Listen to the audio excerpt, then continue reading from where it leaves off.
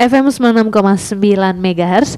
Pendengaran di dalam ngobrol bareng komunitas di Radio Republik Indonesia Sumba, kanal Inspirasi dan Informasi. Bersama saya Cantika Anjali hingga pukul 21 waktu Indonesia Tengah. Pendengar, hari ini kita akan membahas tentang inovasi dunia pendidikan melalui Community Outreach Program di Sumba. Bersama 3 narasumber kita hari ini yang sudah hadir. Ada Kakak Emanuela Sibarani, perwakilan panitia pelaksana. Ada Kakak Yan Rungkian, peserta perwakilan dari Hong Kong University of Science and Technology. Dan ada Kak Droste Gojawa, perwakilan Unwira Kupang. Selamat malam Kakak. Malam. Hai. Ya, coba bisa dekat lagi. Iya. Oke. Selamat malam, terima kasih untuk waktunya sudah hadir di RRISP Sumba hari ini. Oke Kak, kita akan membahas tentang inovasi di dunia pendidikan yang kakak bertiga sudah lakukan. Hari ini berfokus di Kabupaten Sumba Barat ya. Nah, kita akan menanyakan dulu sebenarnya Community Outreach Program itu apa Kak? Dia tuh apakah itu community dari kampus atau mempunyai organisasi besar di Indonesia bahkan dunia? Silakan. Jadi Community Outreach Program ini adalah program pengabdian masyarakat dari Universitas Kristen Petra Surabaya. Awalnya itu memang bentuknya KKN seperti umumnya di universitas negeri. Tapi mulai tahun 2008 itu mulai dapat izin untuk mengundang universitas-universitas dari luar negeri. Ada Dongseo University dari Korea, lalu dari Hong Kong, Taiwan, Belanda juga. Dan kita dapat izin untuk menyelenggarakan kegiatan pengabdian masyarakat yang skalanya internasional. Nah, untuk jangka waktunya itu memang tidak selama KKN yang biasa, hanya 3 mingguan, tapi pesertanya dari seluruh dunia. Kalau kegiatannya itu sebetulnya apa? Konsepnya sebetulnya mirip dengan KKN. Jadi terjun ke masyarakat, terus melakukan kegiatan pemberdayaan masyarakat gitu, tapi pesertanya itu dari berbagai universitas. Gitu. Oke. Ini apakah pertama kali dilaksanakan di Pulau Sumba? Untuk di Pulau Sumba ini yang kedua kalinya. Jadi sebelumnya tahun lalu itu yang pertama kalinya di Sumba.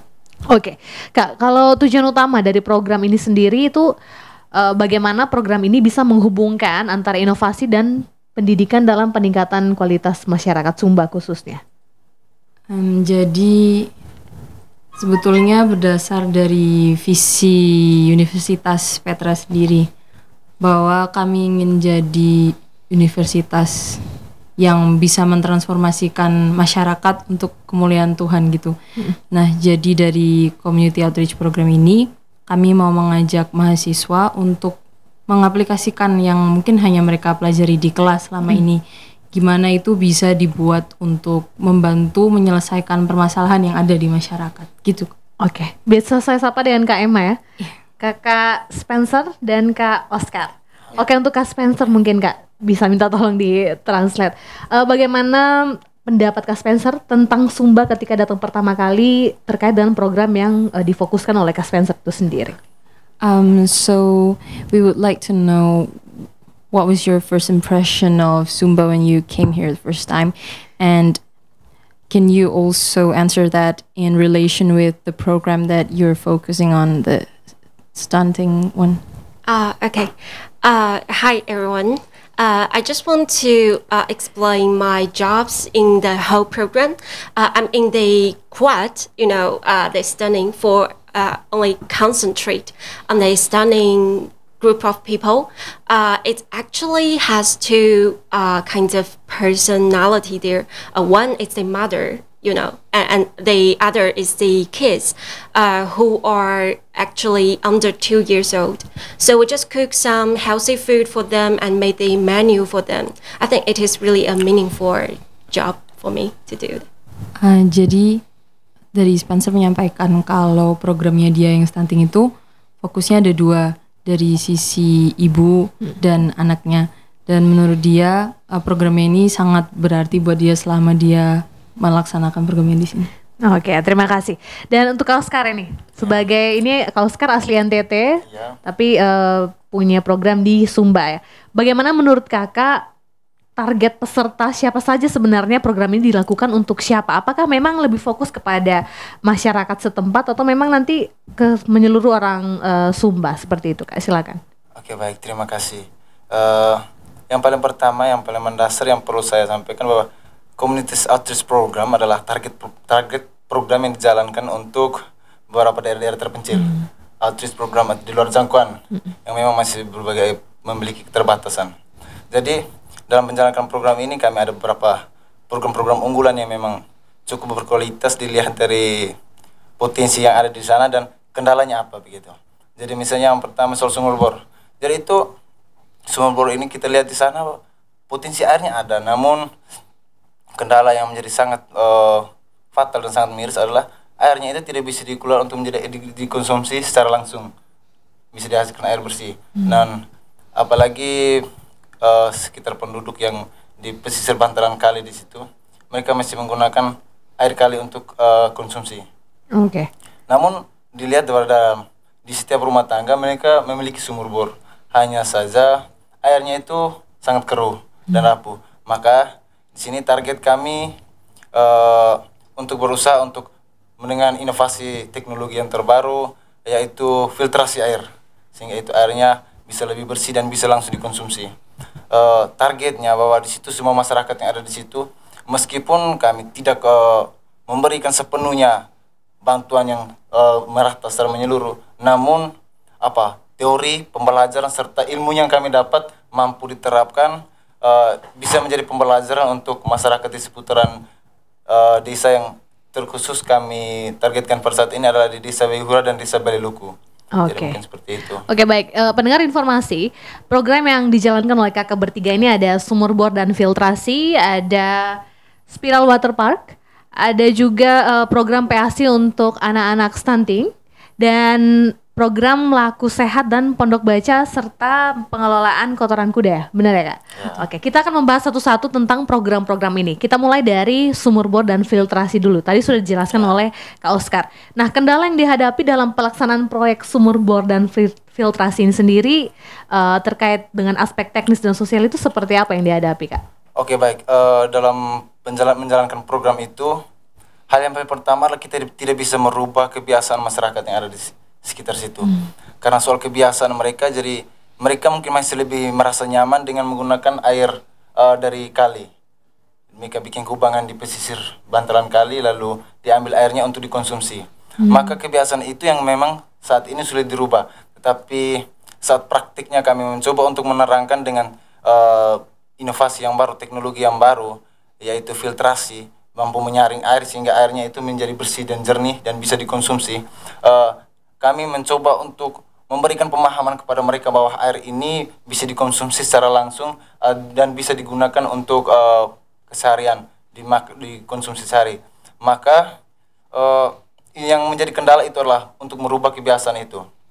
Lalu yang berikut, kalau saya bisa melihat bahwa masyarakat di seputaran Baliluku maupun Wehura, yang menjadi kendala atau keterbatasan adalah soal sumber daya manusia dan ekonomi. Itu yang membatasi mereka sehingga mereka tidak bisa mengembangkan atau tidak bisa mengadakan soal teknologi ataupun hal-hal yang terbaru yang mampu merubah kehidupan mereka sendiri. Lalu mungkin ada lagi, misalnya saya coba bergeser ke program yang satu soal pemanfaatan pupuk kompos dari kotoran kuda. Jadi di situ juga kembali kendalanya pada sumber daya manusia yang dimiliki oleh warga masyarakat di situ, sehingga meskipun ada kotoran kuda yang dengan sangat mudah bisa diolah dan bisa menjadikan pupuk, namun yang lebih modern dan lebih mudah, tapi hal itu tidak dimanfaatkan secara baik. Dan kemarin kami coba untuk mempraktikkan dengan melakukan uji coba terhadap tanaman dan mencoba untuk melakukan perbandingan, dan itu hasilnya bisa dilihat dan sudah sampaikan, diberikan sosialisasi pemahaman bahwa jadi bagaimana metode pengolahannya, lalu bagaimana bagaimana penggunaannya. Jadi itu. Oke, berarti memang fokusnya bagaimana sumber daya manusia itu dapat memahami sebenarnya kotoran kuda itu bisa diubah menjadi sesuatu yang dapat berguna seperti itu ya, dan mengubah pola pikir teman-teman di Baliluku khususnya untuk tahu apa itu kegunaan sumber bor itu sangat-sangat penting. Nah, kita beralih ke Kak Emma mungkin tentang program Spiral Water Park. Sebenarnya kenapa dipilih teknologi seperti itu, Pak? Apa kelebihan dan kekurangan teknologi ini dibandingkan dengan teknologi pompa air seperti biasanya? Ya, jadi untuk Spiral Water Pump ini dipilih dari teman-teman peserta COP Wehura untuk mengalirkan air ke sawah. Jadi sebelum teman-teman mengusulkan ini, seringkali warga menggunakan pompa biasa yang butuh bahan bakar. Nah, berarti mereka harus beli minyak lagi untuk bahan bakar mesin yang mengalirkan airnya. Dan itu tentu lumayan costly karena harus selalu membeli minyak untuk maintenance mesinnya. Sementara di daerah Wehura ini ada sungai yang alirannya cukup deras, yang kalau dimanfaatkan bisa jadi sumber energi juga. Nah, dari potensi yang ada itu dan permasalahan yang ada, teman-teman kemudian membuat proposal gimana kalau kita manfaatkan energi dari air yang ada untuk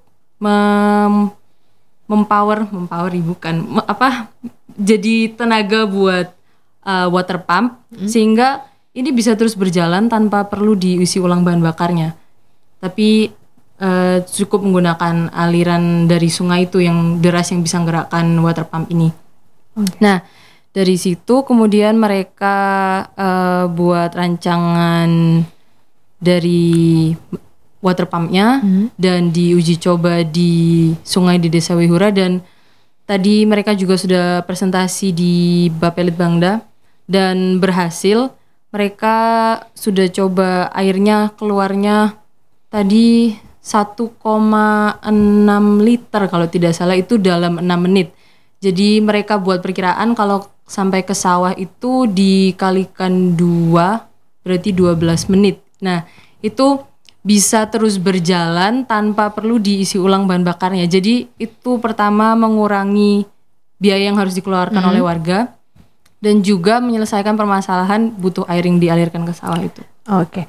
Berarti memang sebelum program ini dilaksanakan sudah diadakan survei terlebih dahulu terhadap Sumba itu sendiri, apa seperti apa? Iya, betul. Jadi dari panitia COP Bapak Felix dari Petra itu sudah melakukan survei di bulan Februari sebelumnya untuk melihat keadaan di lapangan, kira-kira permasalahannya yang ada apa saja, yang perlu dicari solusinya, kemudian potensinya di situ yang bisa dimanfaatkan apa. Kemudian hasil data survei itu dibawa kembali ke universitas, di share ke teman-teman peserta melalui kelas rutin setiap minggunya, dan dari situ mereka harus menggodok proposal yang matang, apa yang mau diusulkan sebagai solusi, terus berapa dana yang dibutuhkan, kemudian apalagi yang perlu dikoordinasikan dengan masyarakat di desa, kemudian dengan vendor-vendor, apa yang perlu dibeli, begitu Kak. Oke, baik. Kita beralih ke Kak Spencer lagi Kak.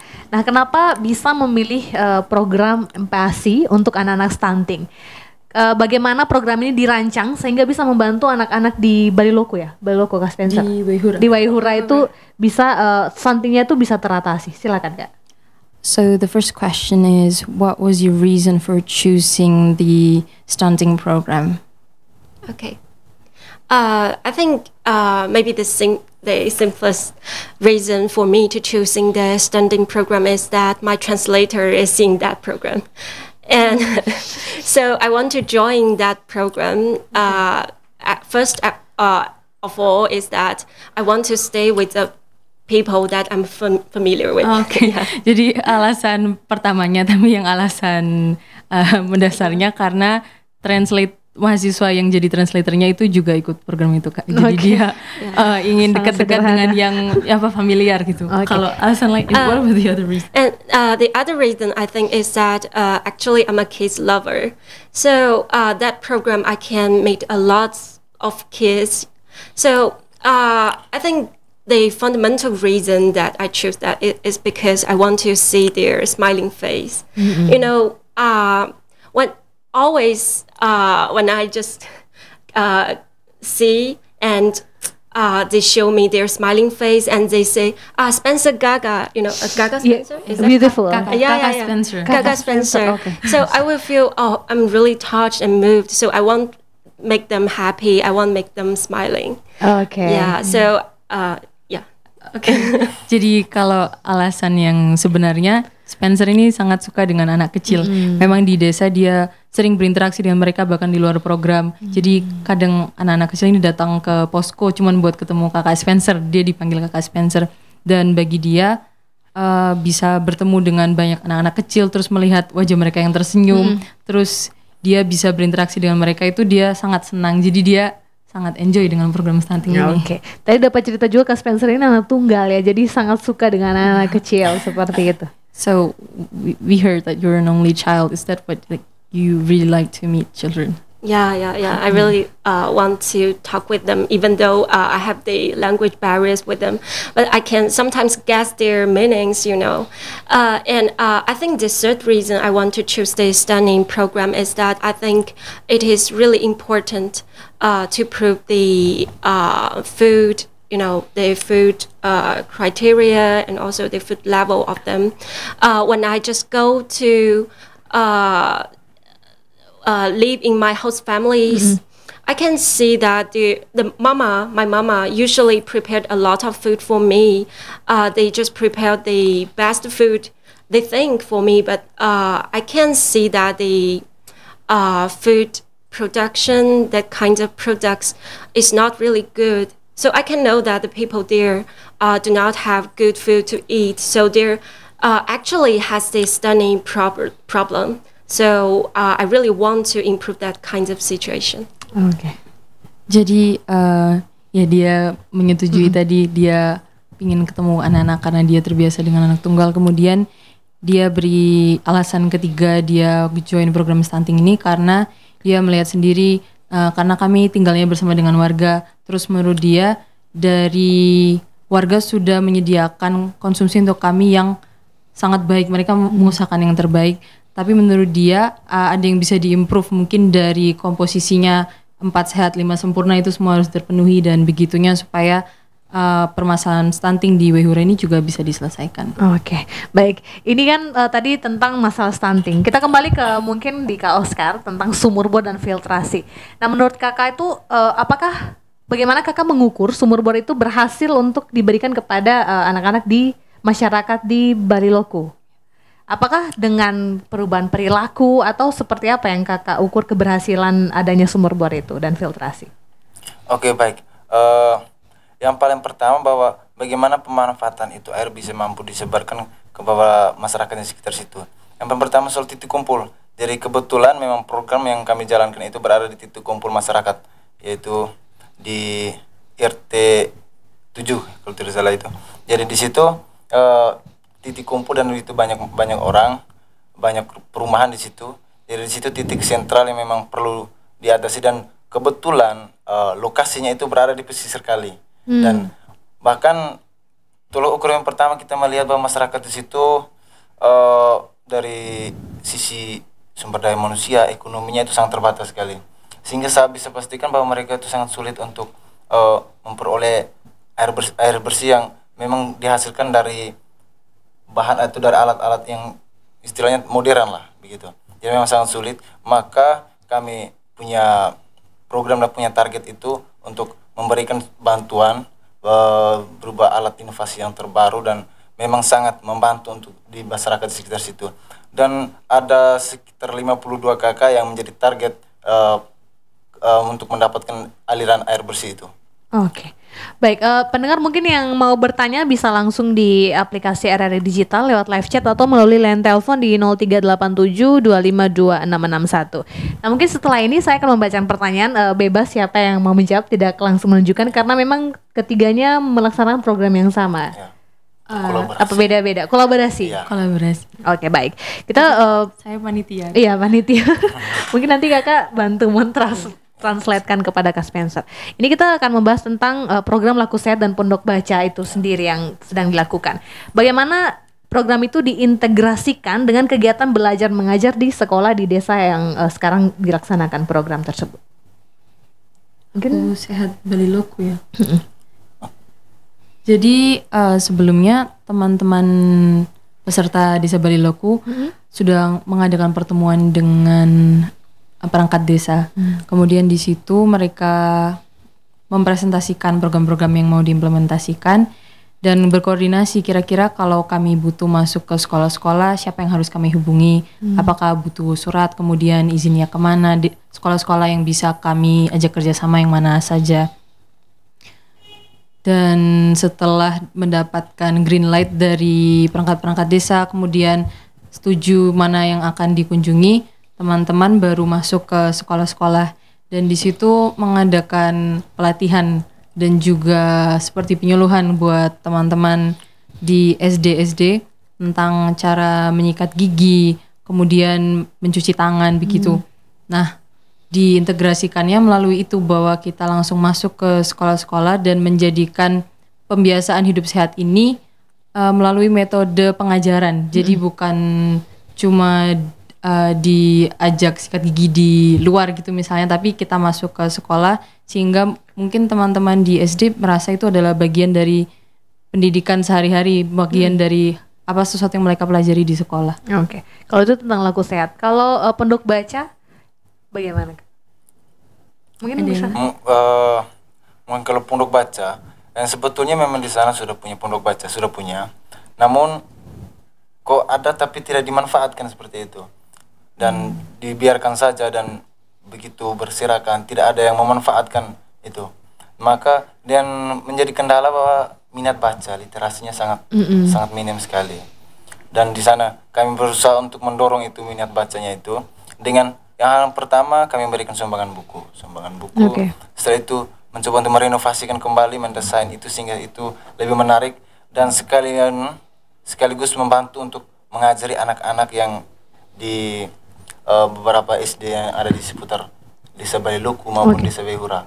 Di situ ada beberapa SD yang kami temui dan membantu untuk mengajari dan diukur bahwa sangat rendah kualitas membacanya dan bahkan apalagi kualitas bacanya rendah tentu saja berarti minat bacanya sangat rendah. Gitu.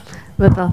Oke, memang susah ya kalau membaca kita sendiri yang sudah apalagi orang NTT memang budaya baca itu berkurang, literasinya kita memang kurang. Nah, menurut Kak Spencer ini dari Hong Kong ya kalau tidak salah. Bagaimana menurut Kak Spencer tentang pondok baca ini sendiri? Apakah memang berbeda sekali dengan masyarakatnya teman-teman Kak Spencer di Hong Kong ketika sampai ke Sumba, ketika melihat minat bacanya seperti apa? Silakan Kak. You joined the reading program for the children, the reading post, and the question is, what was your opinion of the reading post that they had in Wehura, and how is it different from maybe the reading and the literacy culture in Hong Kong for children especially? Okay. It has a lot of differences actually, because the kids in Wehura, they do not have some professional teachers to teach them how to read, how to pronounce the words, how to write.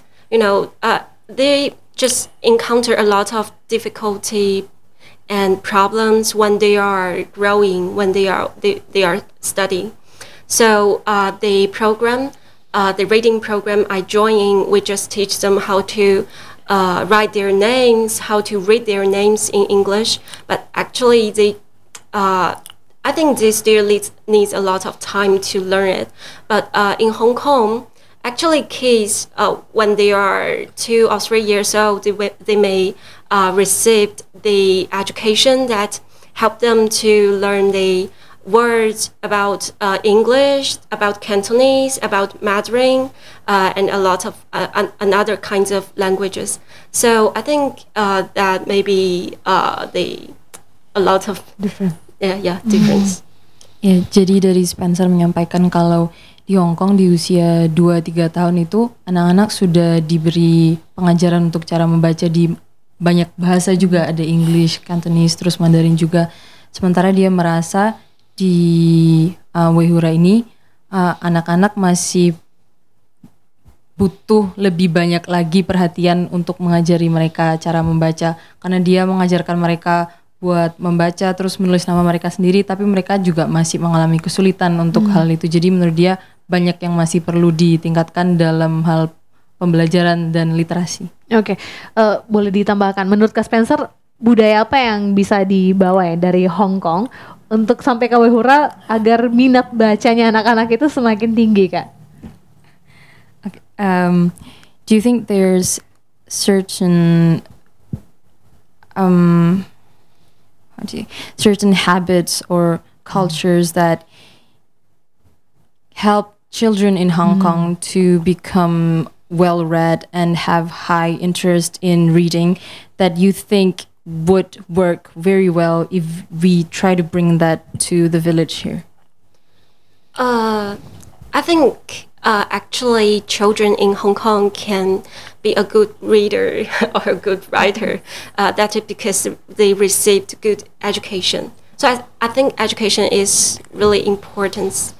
But I think if we want to, move some habits from children in Hong Kong to the children in Weihura village, is that we just give them the professional education at first. We need to give them good cultivation to teach them how to pronounce the words, how to write, so that they can just cultivate themselves. Okay. Jadi Spencer menekankan kalau hal yang terpenting adalah buat anak-anak di desa di sini juga untuk dapat pengajaran secara profesional sejak dini. Okay. Jadi dari awal sudah diberikan pengajaran yang maksudnya serius, terus yang profesional, bukan yang ala kadarnya, supaya mereka dari dini itu sudah terbiasa buat bisa membaca, terus bisa menulis. Pokoknya literasinya itu dari awal dini itu sudah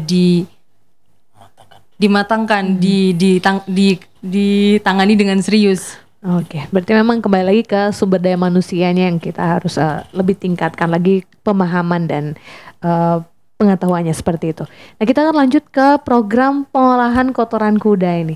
Nah, ini bagaimana ide ini bisa menjadi ide yang muncul dan bisa dilakukan, yaitu pengolahan kotoran kuda menjadi vokasi. Sebenarnya manfaat dari program ini sendiri bagi lingkungan dan masyarakat itu seperti apa? Silakan dijawab mungkin, Kak Oscar. Oke, baik.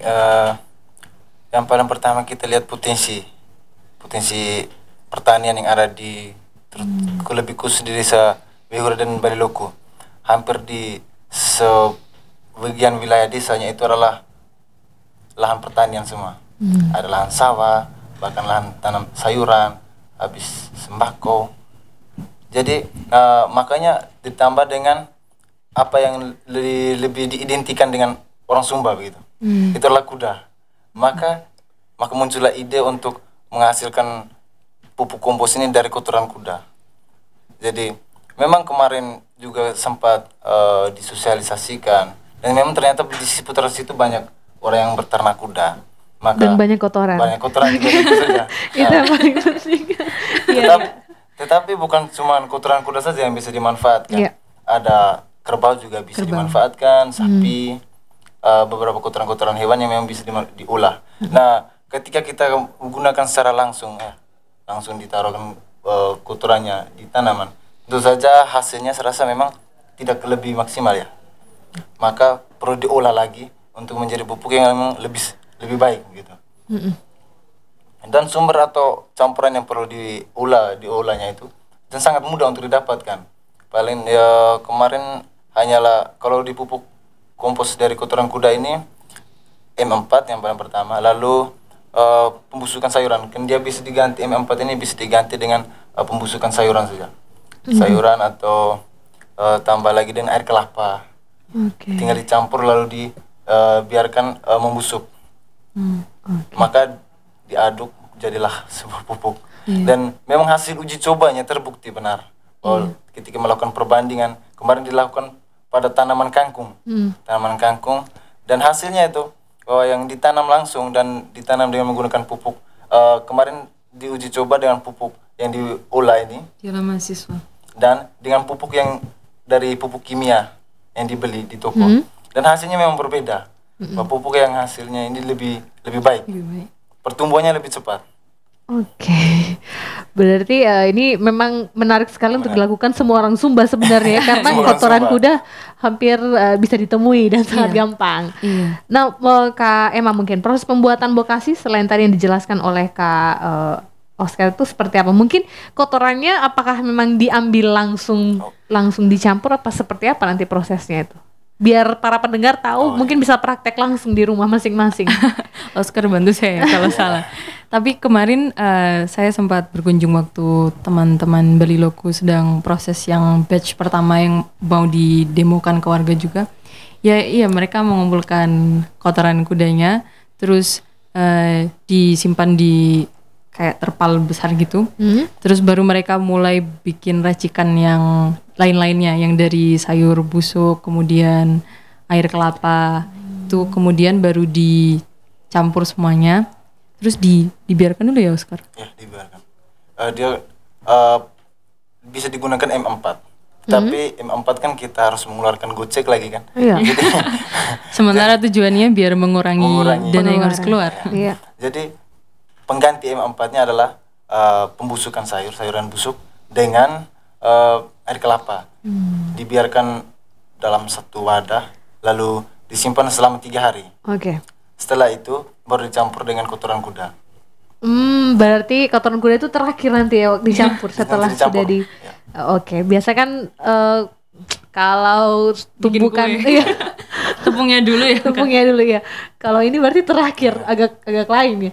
Dan biasanya kalau di Sumba itu sisa-sisa sayur itu dikasih ke B2 untuk makan hewan peliharaan seperti itu. Jadi mungkin memang harus sering disosialisasikan karena memang ini murah, terjangkau dan memang hasilnya lebih baik daripada pupuk kimia ya seperti Mudah itu. didapatkan juga. Mudah didapatkan. Nah, itu paling penting. Tidak perlu izin. Tidak perlu izin. Sekalian pembersihan halaman seperti itu. Oke, kita lanjut ke MPASI dulu nih, stunting ini kepada Kak Spencer. Bagaimana kendala dalam mengubah kebiasaan makan masyarakat? Karena memang MPASI di Sumba ini Kak Emma dan Kak Oscar dan Kak Spencer, kalau pola makannya kita memang dari budaya, dari orang tua. Yang penting sudah anak-anak itu sudah bisa makan. Kadang ada yang bilang 4 bulan, 5 bulan sudah bisa makan. Karena kita kan lebih percaya dengan orang-orang yang sudah pernah melewati masa itu. Jadi kadang orang tua pemahamannya kurang ikuti budaya yang ada, dan itu sebenarnya kan salah kan. Nah, untuk mengubah pola itu kebiasaan makan masyarakat, bagaimana kendalanya? Seperti itu, silakan. So in the village, the eating habit is passed down from the parents to the children, and it seems that for most villagers, they believe that children starting from 4 or 5 months, they can already eat like normal food, like normal people, adults, normal people. But that is not the case actually for children who had just finished from being breastfed, and they should have the complete set of meals with all the nutritions. But it's hard to change the eating habit that is already taking place in the village. So what were the issues that you faced in having to change that habit to make the villagers give the proper food that these children under 5 years old would need? I think the biggest issue we face is that people do not have the intentions, that kind of notice in themselves. They do not think that it is a problem that children the reception of the healthy food of children is a good problem. I still remember that the first meeting that we called the parents take their kids to participate in. At first, we just set the time at around 9 a.m., but they still don't come until 12 a.m. So I think it can show some, some things that they do not have the intention about it. But I think it is not going to be a forever problem. that is because if we just give them more presentation about the stunning problems to give more professional instructors about the menu, I think the parents would notice that the kids may be a problem for kids to receive the healthy food. Jadi kalau yang Spencer amati dari menjalankan program ini, permasalahan utamanya adalah dari orang tua anak-anak di desa tidak merasa bahwa itu adalah suatu masalah. Jadi tidak menyadari bahwa itu adalah permasalahan bahwa anak-anak tidak makan misalnya 4 sehat 5 sempurna dan tidak merasa bahwa itu masalah selama mereka makan gitu. Iya. Dan itu berdampak ketika mereka melaksanakan program terus mengadakan set jadwal untuk penyuluhan, itu orang tua partisipasinya memang kurang. Dan menurut Spencer ini bukan masalah yang akan terus berlanjut seperti ini, tapi ketika terus diberikan sosialisasi, terus diberikan penyuluhan sehingga mereka menjadi lebih aware, lama-kelamaan mereka akan sadar bahwa ini permasalahan dan mulai mau menerima untuk cari solusinya dan menerima solusi-solusi yang mungkin teman-teman mahasiswa juga tawarkan. Iya, memang di Sumba ini yang penting anak makan tanpa memperhatikan gizi yang dalam makanan tersebut. Iya kan, Kak Oscar setuju betul. tidak Kak sebagai anak NTT kita ya? Iya, ini bukan mengesampingkan anak NTT, tapi memang ini perlu agar para pendengar pemahamannya bisa semakin terbuka seperti itu. Dan menurut kakak bertiga ini, nah terkait program-program yang sudah dilakukan, sebenarnya bagaimana program ini melibatkan masyarakat, mungkin dari proses perencanaan, pelaksana, dan evaluasi program. Apakah memang masyarakat itu mendukung program-program yang sudah dilaksanakan atau seperti apa? Selama sudah berapa lama Kak menjalankan program ini? Hampir 3 minggu. Oh sudah hampir 3 minggu. Jadi memang sudah cukup lama. Itu bagaimana masyarakat terlibat dalam program-program yang dilaksanakan oleh Community Outreach program ini? Sekarang boleh. Oke, baik. Mungkin yang paling pertama bahwa targetnya itu adalah masyarakat. Tentu saja masyarakat perlu dilibatkan dalam hal itu. Jadi memang semua program-program ini dirasakan juga oleh mereka dan mereka juga sangat membutuhkan hal itu, sangat membutuhkan. Dan terlihat kemarin menjadi hal yang lucu begitu, hal yang lucu menurut saya ketika diberikan hal baru. Mungkin ada 1-2 orang yang memang sepakat, dia setuju bahwa itu penting. Ketika ada 1-2 orang juga dia merasa, kami sudah terbiasa dengan budaya kami di sini, jadi kami tidak bisa diganggu. Itu yang memang menjadi kesulitan. Tetapi memang hampir sebagian besar karena memang jalurnya itu kita sesuai peraturan bahwa kita masuknya lewat pemerintahan desa, dan sehingga lebih mudah untuk mengkoordinir masyarakat yang di sekitar situ. Dan memang dari pemerintahan desa juga mereka juga aktif dan terlibat penuh, sehingga masyarakat juga ketika mereka mengajak masyarakat juga aktif juga untuk terlibat dalam sosialisasi, dalam kami menjalankan program. Bahkan program itu dijalankan dan dibantu oleh masyarakat juga. Masyarakat itu hampir sebagian besar masyarakat terlibat, apalagi yang merasakan program itu. Iya. Memang kalau masyarakat Sumba harus merasakan dulu baru mau membantu. Iya, karena memang kebiasaan kita itu dari nenek moyang ya Kak Emma ya. Kalau di Sumba khususnya, jadi agak susah untuk mengubah persepsinya anak-anak. Makanya kita kebanyakan kalau anak muda di orang Sumba itu dikirim kuliah ke luar daerah, luar NTT, agar memang bukan pikirannya bisa open minded terhadap hal-hal baru seperti ini. Nah, kalau untuk pemanfaatan teknologi itu sendiri, teknologi apa saja yang sudah digunakan untuk program-program yang mendukung kegiatan kakak bertiga di Sumba Barat? Mungkin saya jawab untuk yang spiral water pump ya. Jadi ada hal menarik dari yang disampaikan teman-teman Desa Wehura, bahwa mereka pakai sebuah, saya nggak tahu ini teknologi atau bukan, tapi mereka harus pesan sebuah alat namanya rotating joint, rotary joint atau rotating joint. Tapi intinya itu seperti joint ini kayak sendi gitu kan Kak. Jadi dia menghubungkan selangnya dengan pumpnya itu ya, spiral pumpnya. Terima kasih. Iya, ada itu ya jawaban.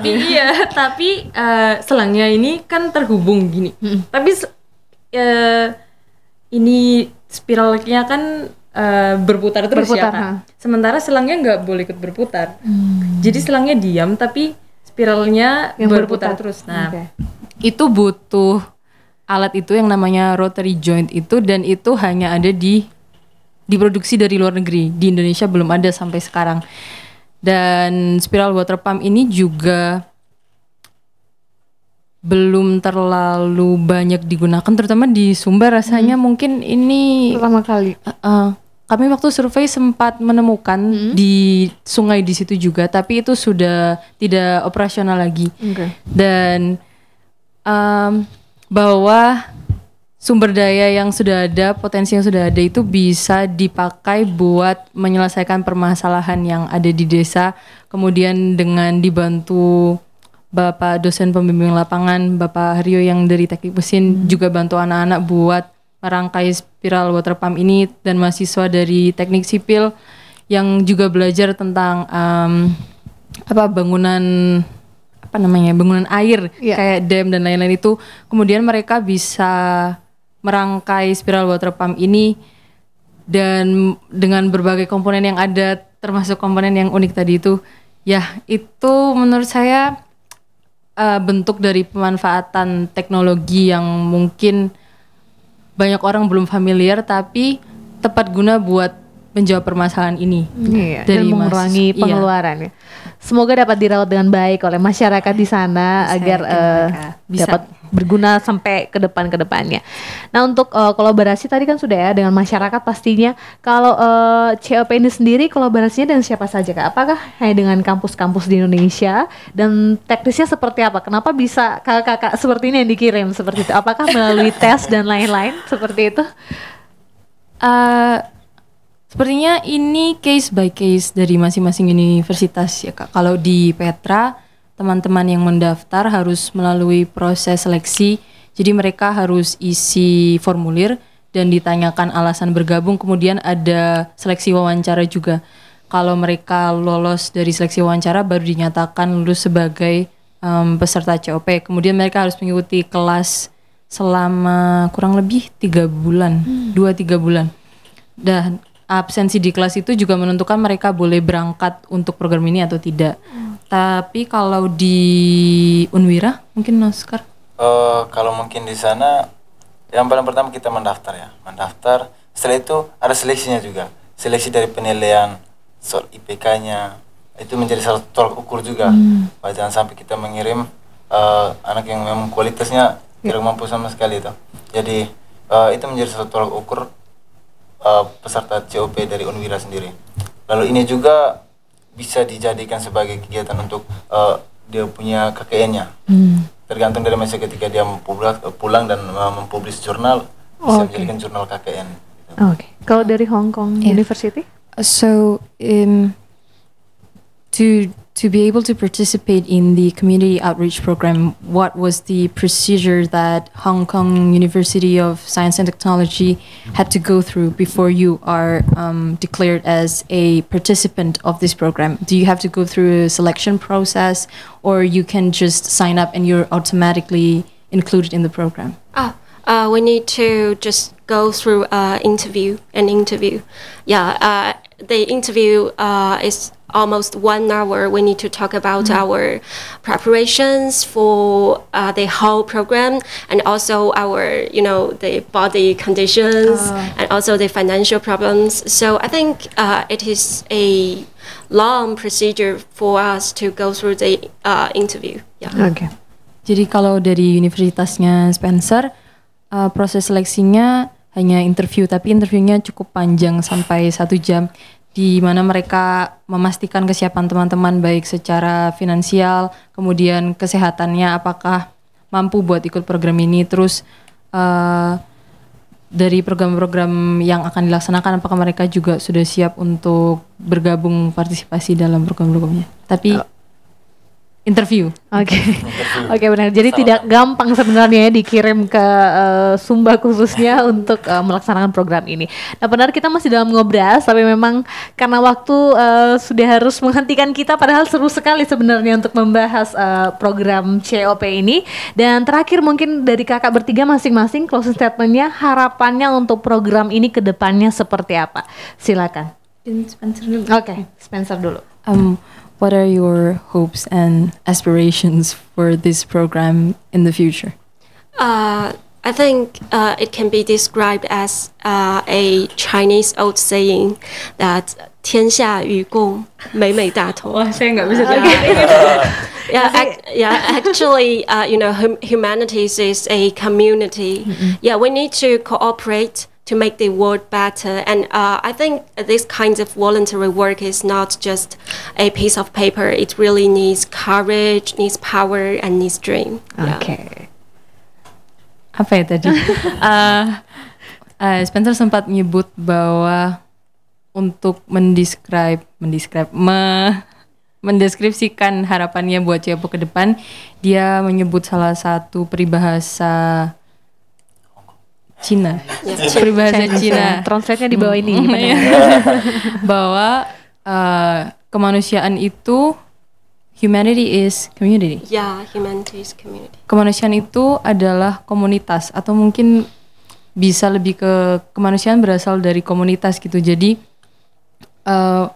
menurut dia tidak gampang buat bisa eksekusi program COP seperti ini. Perlu keberanian, terus perlu kemauan buat kerjasama dan lain-lain. Dan tapi menurutnya, what did you say in the end? Is that voluntary work needs courage, needs power, and needs dream.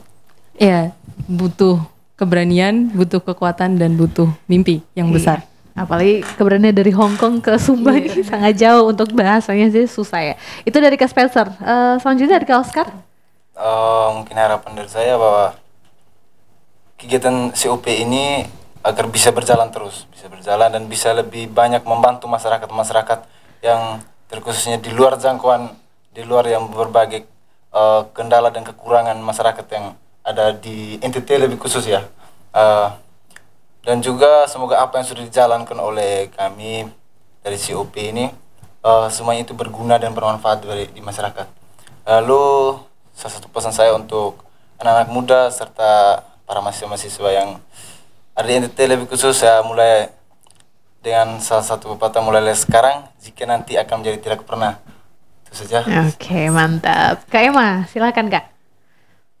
Harapan saya untuk kedepannya COP bisa seperti ini lagi, bahwa kita membawa solusi yang betul-betul menjawab masalah yang ada, karena sangat mudah untuk hanya bikin program-program yang kelihatannya wow gitu, tapi sebetulnya tidak ada manfaatnya buat masyarakat, dan setelah kita pergi tidak bisa sustainable, terus akhirnya terbengkalai, hanya menghabiskan dana di waktu itu, hanya cari nilai untuk mahasiswa.